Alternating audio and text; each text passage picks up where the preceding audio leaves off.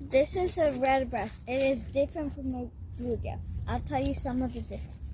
Number one, the gill right here, it's not blue, and it doesn't have like a black dot here. That's how you know. Number two, it has like a little bit of red or a lot of red on its belly and tail. Number three, his eyes are a little red sometimes. And those are some of the difference. Now, time to release it. You wanna release it? Whoa. Okay, go. Ready? Okay, bye. Bye. Let go. Let go. He's dying. No, he's not. He just needs it. See?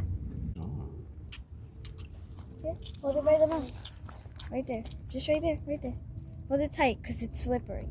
Let's go leave it in the water. Come on. Wow. Here, right here. Right here. Oh, bye. We caught another redbreast. See it? This one's a little redder. Maybe it's older. And the eye's smaller than the last one. Maybe it's because it's older or something. See? And the tail's redder and the fins. Oh my god, that is a giant snake right there. We found him. He was just swimming. He's like looking at us.